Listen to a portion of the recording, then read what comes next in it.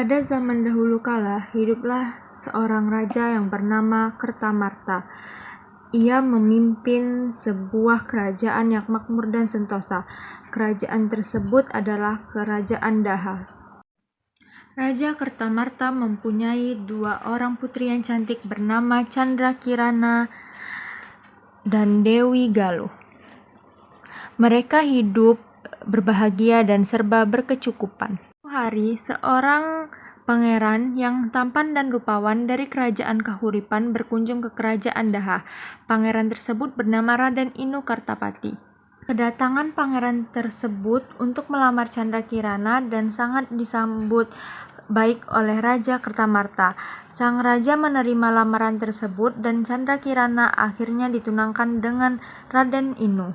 Namun, pertunangan tersebut membuat saudara satu-satunya Candrakirana, yaitu Dewi Galuh, merasa iri dengki sebab Dewi Galuh merasa Raden Inu lebih cocok dengannya dibanding saudara perempuannya tersebut.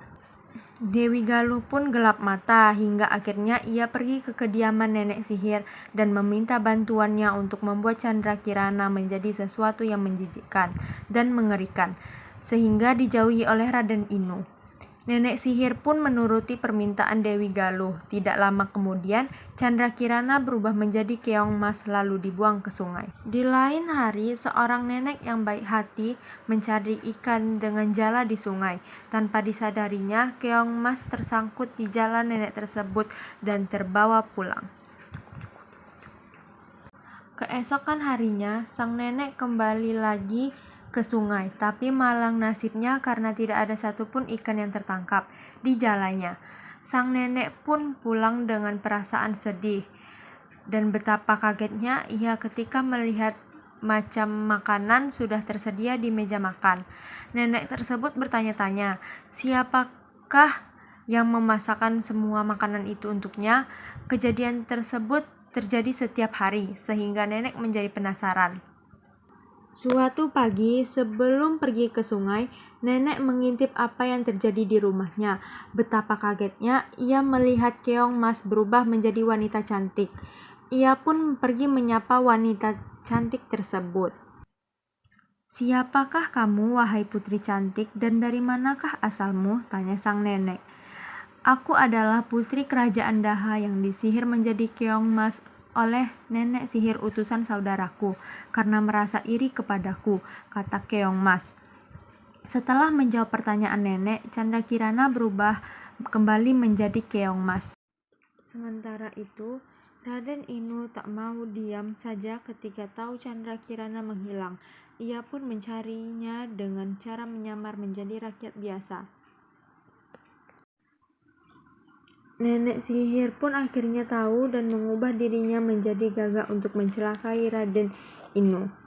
Raden Inu kaget sekali melihat burung gagak yang bisa berbicara dan mengetahui tujuannya. Ia menganggap burung gagak itu sakti dan menurutinya.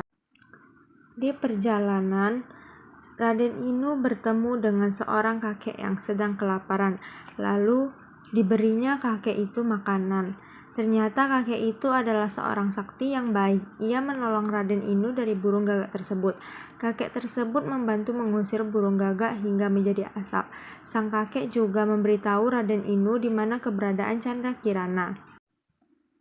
Raden Inu segera berjalan menelusuri hutan dan setelah berhari-hari akhirnya ia menemukan Candrakirana yang sedang memasak di sebuah gubuk yang sangat reok. Kutukan dari nenek sihir pun menghilang karena perjumpaan itu. Raden Inu kemudian memboyong tunangannya beserta nenek yang baik hati tersebut ke istana, dan Candrakirana menceritakan perbuatan Dewi Galuh pada Raja Kertamarta.